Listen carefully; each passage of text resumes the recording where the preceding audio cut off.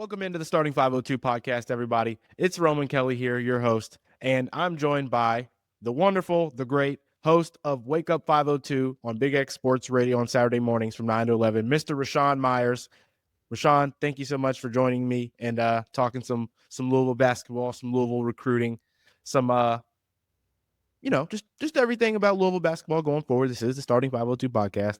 Jacob and Presley weren't able to get into this recording in here tonight, so it's just going to be us, but it's all we need. That's it. We are few, but we are mighty, Roman. How have you been in this start to this off season?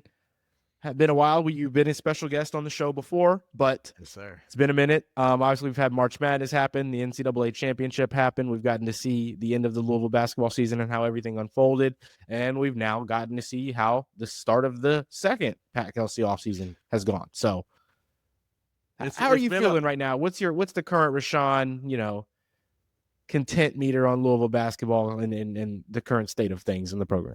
Yeah, man. No, thank you for having me. And I tell you what, I love the drama of the transfer portal. I love the drama of the guys entering the portal. I love the drama of the guys who signed where and who are you in on, and all of the fake news out there and people trying to act like they're insiders and they're not insiders, and then making guesses, and then the guesses be completely wrong. Like, I love all of it. Then, Yeah. Of course, the celebrations of the, when guys do sign and how you're putting this roster together kind of real time, man. It's like NBA free agency on steroids. It's fun. I love it. I like the new era of college basketball. I know a lot of the old heads are, kind of get off my line and want guys that are there for 2 and 3 years and guarantees, but I love it. The players have a lot more power. They probably have more power than they should, but it definitely is Way more than they should. It's different, but I enjoy it. But at the same time, I think it does make the game better.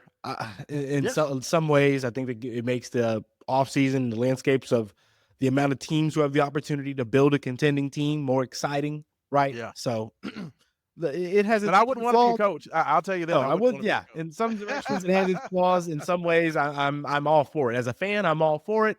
If I had to be directly involved in trying to get people on the same page in so many different ways, no. But I'm not going to complain at all. I think it makes the landscape of college basketball and how many teams can be good more exciting, for sure.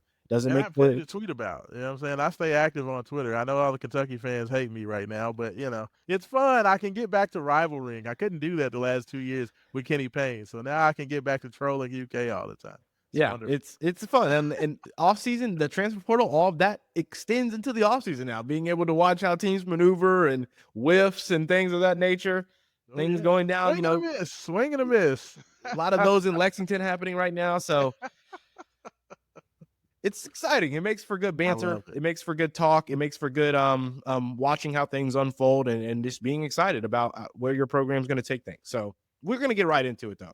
Louisville is currently in the midst of building its 2025-26 roster. It's nearly done. I think we can safely assume. I don't think there's going to be.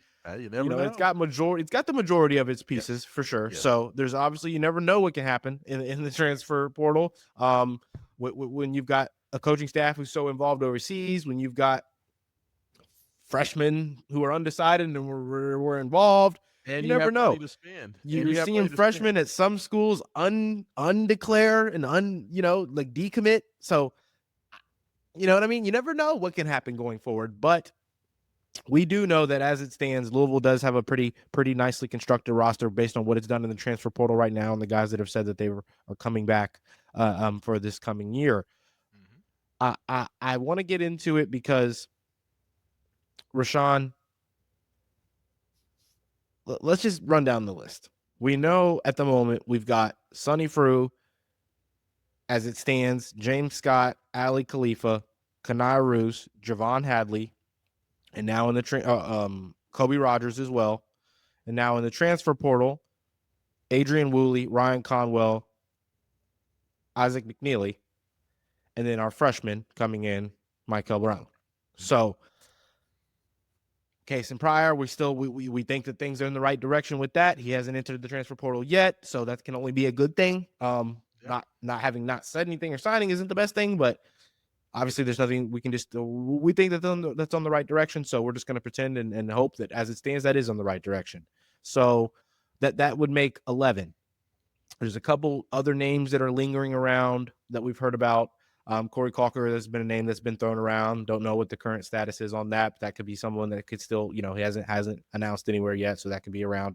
We know that if things don't go as planned with Kasean Pryor, there could potentially be looking to add someone of the front court size, maybe a forward wing, kind of a big.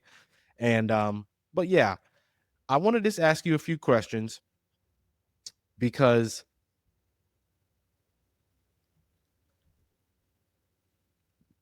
there's a lot of people feeling like this roster's perfect. We're ready for 2025, 26. And there's a lot of people feeling like we need this, we need that, we need this, we need that, we need this. So my initial question to you is what's your first an initial glance based on what we've seen commit and the things that we're feeling being in the good direction with the guys who haven't said yes, right, or no. I mean, obviously, Kenai Roos, James Scott, they haven't entered the transfer portal. Kobe Ryder's Ali Khalifa, they haven't entered the transfer portal, but I think there's just an understanding that they're coming back. There hasn't been any feeling or word of direction that wouldn't be the case.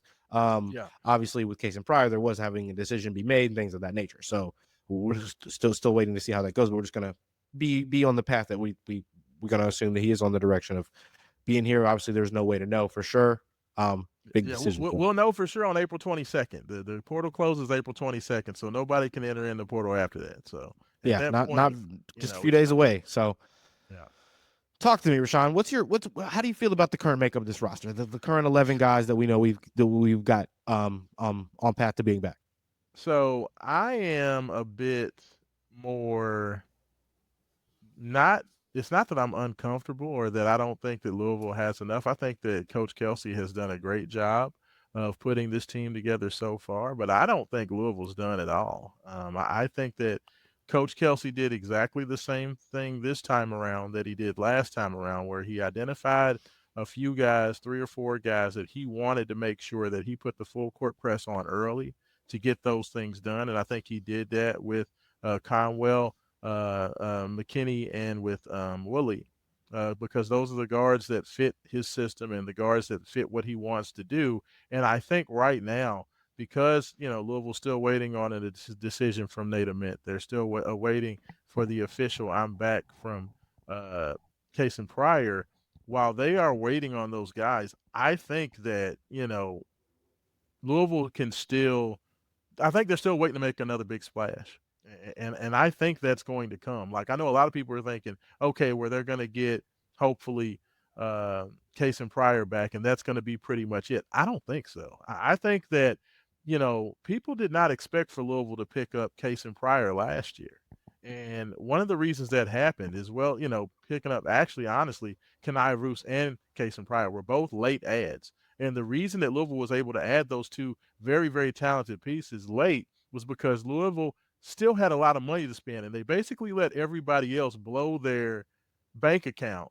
And then Louisville had the most money to offer at the end of the day. So if you're a talented guy, even if maybe you don't have the assurance that you're going to come in and be a star or you're going to come in and be the man, we can give you a lot of money, and you're going to be in a system where you're going to get good minutes. You may not get starting minutes, but you'll get 18 to 20 minutes, especially if you're really, really good. And I think Louisville's going to do that again. I think that they're laying in the weeds right now. They want to see what happens with Kasean Pryor. I think, honestly, that Coach Kelsey would love to add both Nate Ament and Kasean Pryor. I don't think that he's going into this as an either or. I think he wants to get both of those. So let's say, and just game it out, that Kasean Pryor does decide that he's coming back and that he's not going to enter the transfer portal. I think that Louisville's going to want to get another starting level wing as well. I don't think he's going to stop with what he has. Like, I know that there was question about there if the possibility that Louisville was looking at Jameer Watkins. I don't think that's a surprise. Like, to me, I think that Louisville wants to get another guy like that, so you could have arguably, a situation where you could have a Mikel Brown, a Ryan Conwell, Jameer Gibbs, Kasean Pryor, and Ali Khalifa, or Sonny Frew starting. Like, I think that's what they're going to do, and it's going to shock people because I do think that people are like, man, Louisville's done so well. They couldn't be doing anything else. Oh, I think that there's another trick coming. I really do. I like to hear that because, we know we've got the finances. We know we've got the resources to go make things happen. So definitely seems like there's been some talk that if the right thing happened, if the right name came about, and the pieces align, we would potentially look to add other places for sure. I want to talk to you about Sunny Fruit as we look more into what we've got and what could lead to things we might need and gaps in the roster. Mm-hmm. Some people feeling like the Sunny Fruit ability is going to translate over. Some people feeling like Sunny Fruit is the perfect player for the Pat Kelsey system. Some people feeling very, very unsure about Sunny Fruit. How are you feeling? For me, the thing with Sananda Fru is that a lot of time with these European guys, I have to always I love the skill set, and I do like the fact that Sananda is an older guy. I like that he's 21. I like that he already has the size and the weight. Like, I would be more apprehensive or even more reserved if he was a younger guy. Like, say he was just 18 or 19 and he was more raw. Yeah, a little bit more raw, probably, if he was somewhere in the neighborhood of 185, 190, 200 pounds, then I would be like, okay, well, we're bringing over a year-old prospect. Maybe he's not necessarily ready, but he's got talent, he's got skill, but he's going to take some time. But because Sananda is a little bit older, I do trust what he's doing a little bit better. He is and has been playing in this German Pro League for the last 3 years.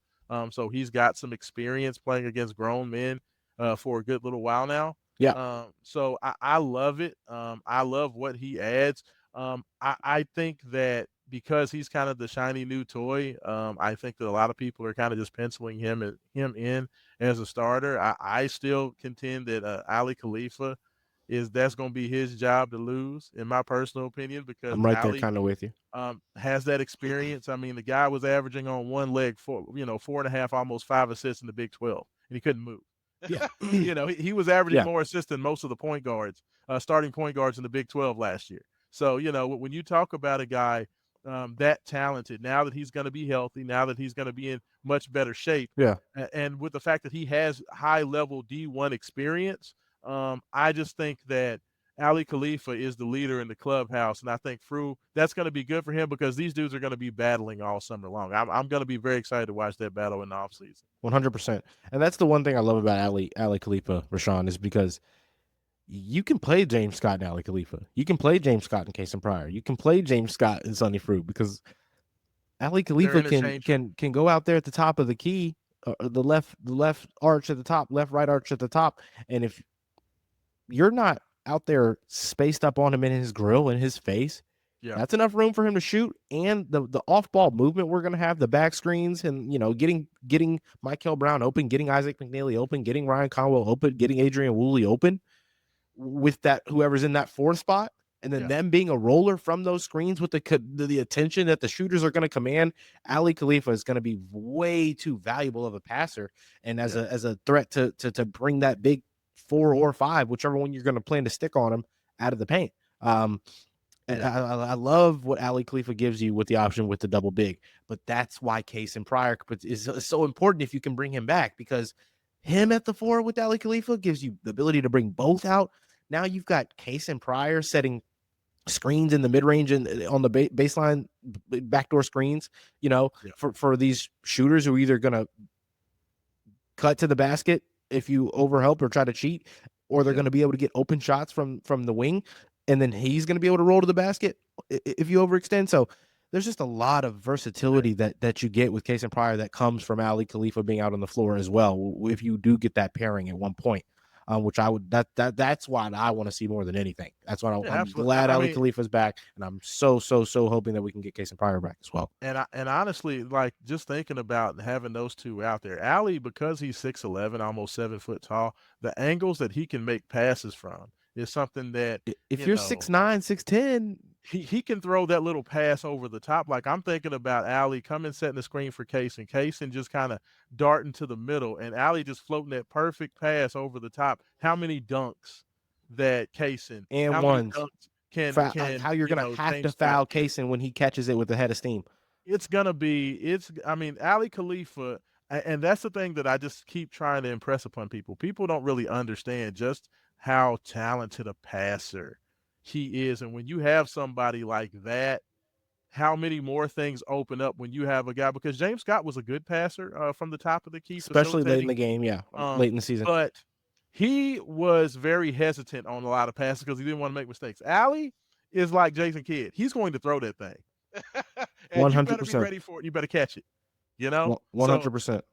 I cannot wait. I'm super, super excited to see what this team looks like. But yeah, that switchability, being able to, I think that Sonny, Ali, and Kasean can all play that 4 and that 5. And I'd argue that Kasean can even probably play the 3.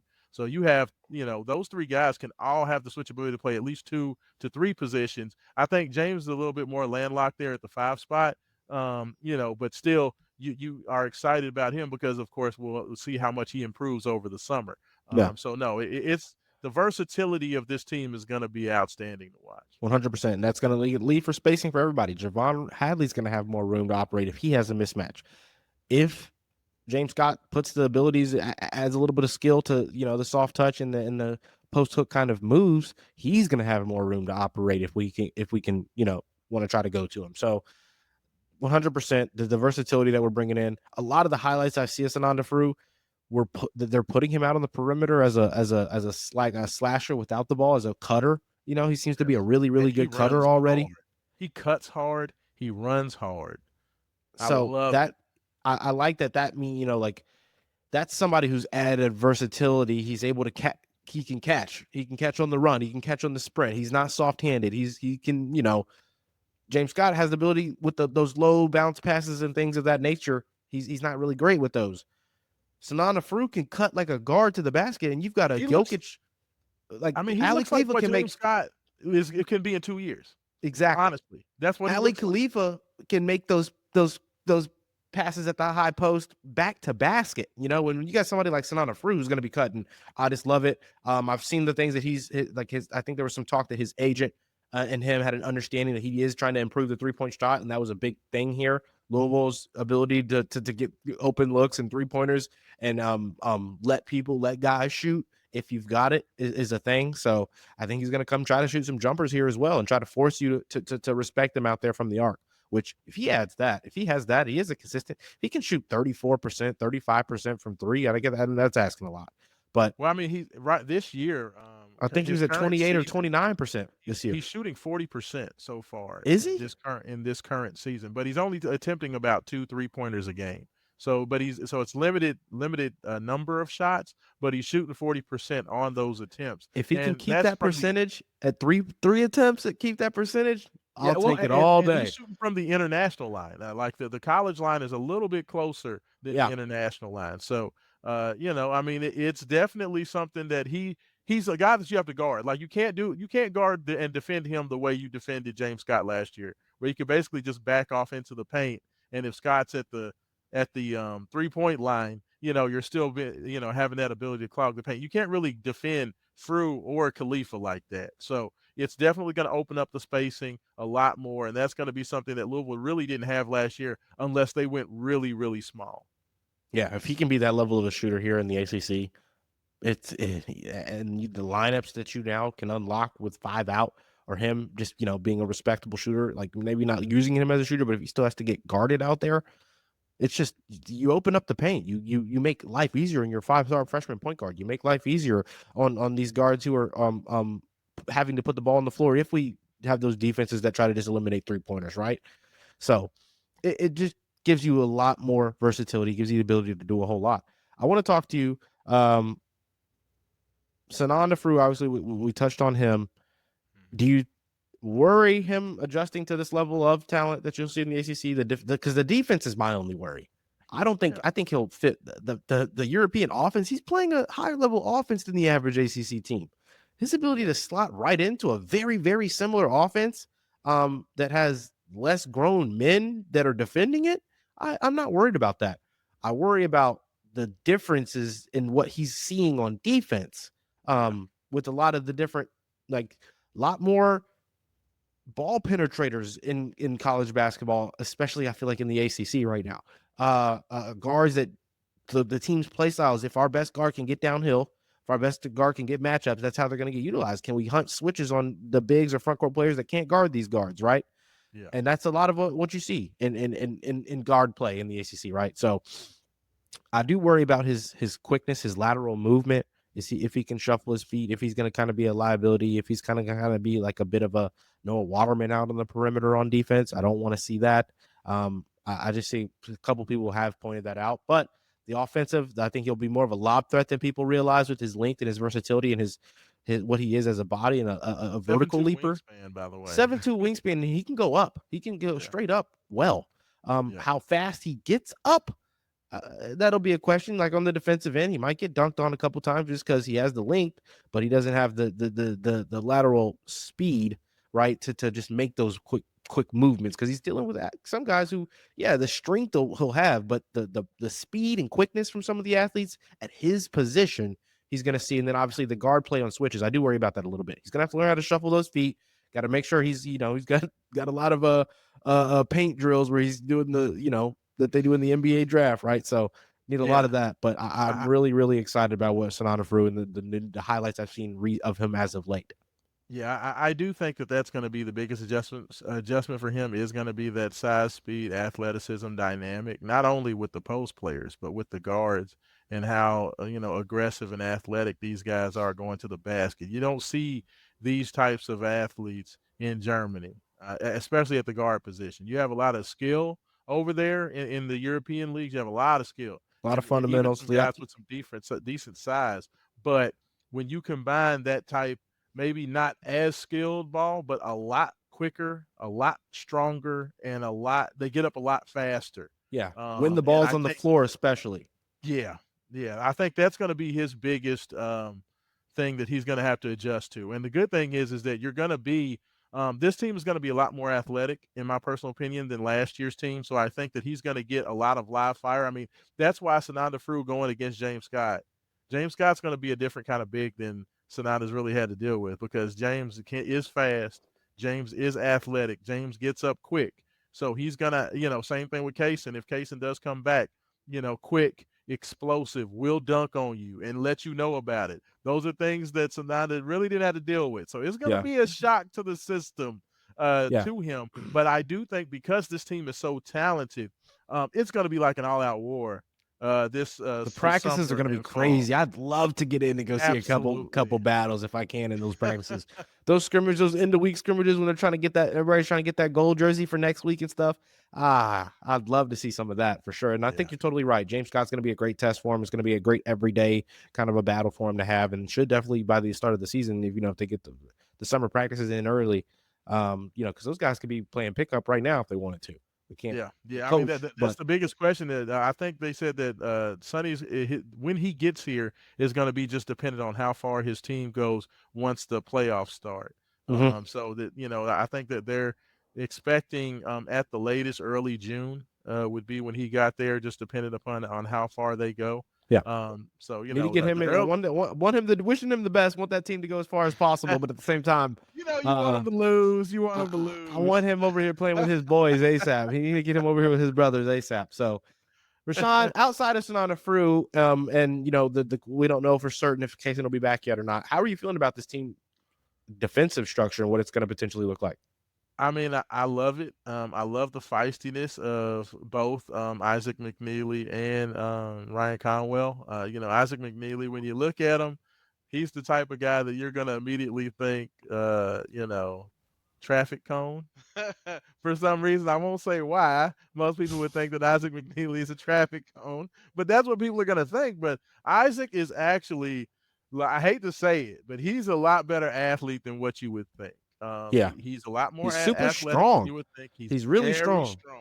He's very physical. One thing that you're not going to see from him that, of course, you would see from time to time, with Rain Smith last year, was that Rain would get bullied to the basket, and you would see guys just kind of just bully him there and then lay the ball in. If they caught the mismatch in the high post or the mid range or something, they would try to utilize him and post him up and just 2 or 3 dribbles get right to the rim. Like, you're not doing that on Isaac.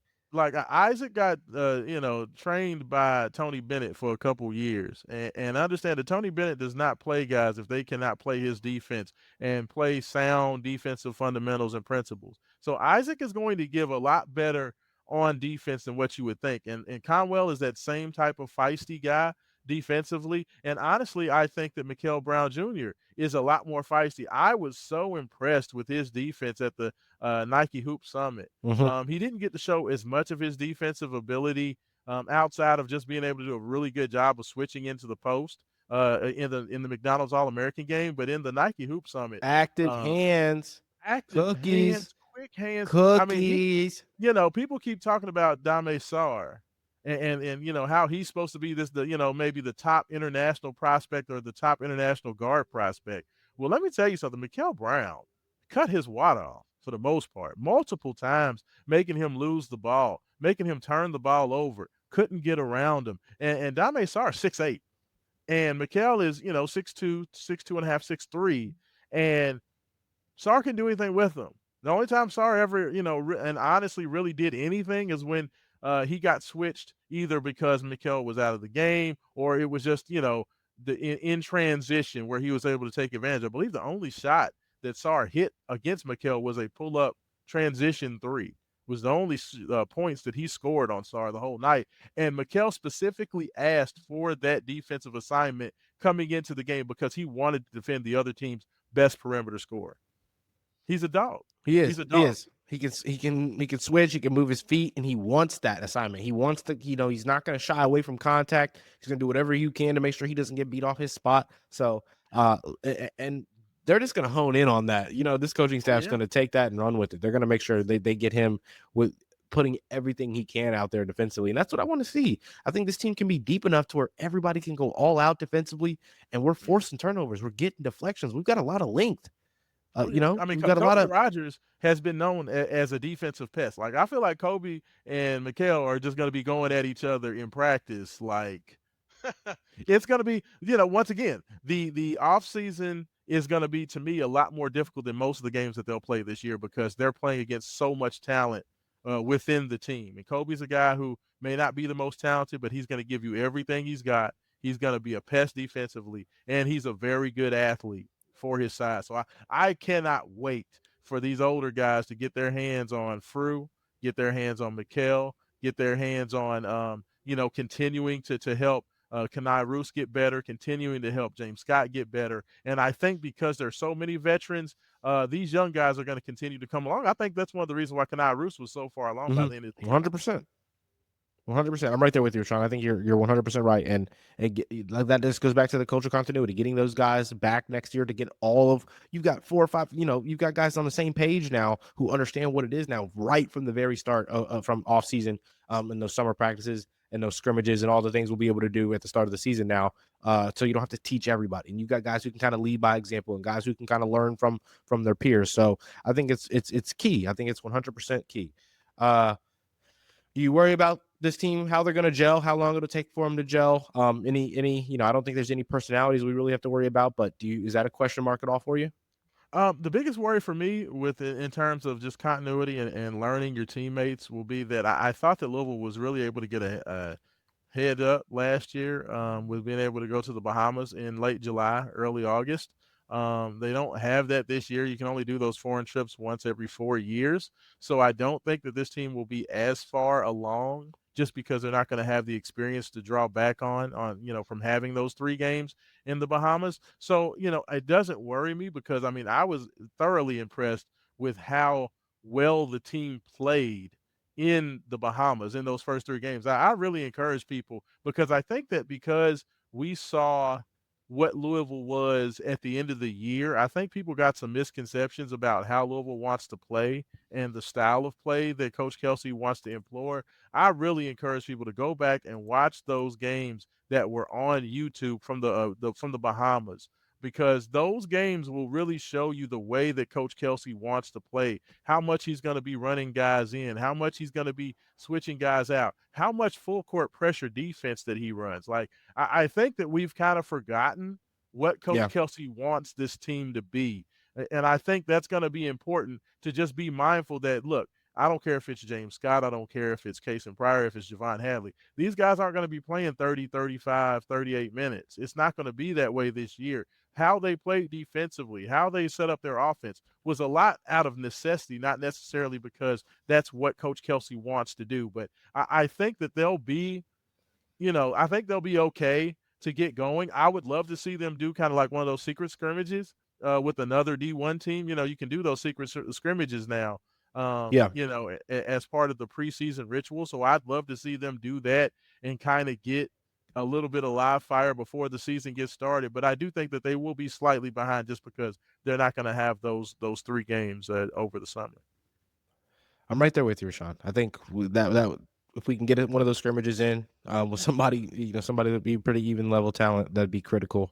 Just getting those guys to get some reps before obviously the regular season starts. Real quick before we get out of here, based on where the roster's at right now, do you think this can be a top 10, top 20, top 30, top 5 offense, top 10, or top 5, top 10, top 20, top 30 defense? Where do you think the offense and defense stack based on where you see this roster right now? So without Kasean Pryor, because I'm going to consider this because we haven't heard from Kasean yet. So without Kasean Pryor, I think that this team can still be a top 10 defense, or excuse me, a top 10 offense. Right? Like I think they're a top 10 offense right now. Defensively, I do like the fact that they have size and depth, and I love their guards. So I do think that they would be, say, maybe top 30 defensively, which is not bad. Top 30, top 40. Yeah, I think we can be a top 40 defense. Maybe not at the start of the season, but once they get clicking, everybody gets on the same page. Everybody understands what their role is and just how hard you're expected to play defensively.